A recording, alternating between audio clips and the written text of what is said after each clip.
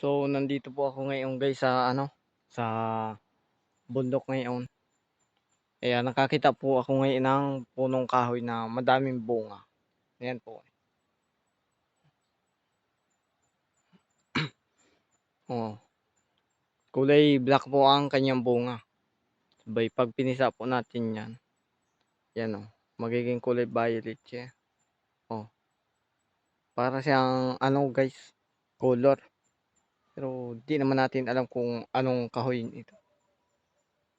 Pero para siyang prutas ba dito sa gubat. Yan. Oh,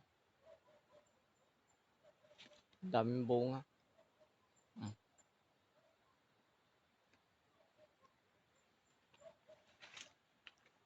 Yun guys, yung puno na yan.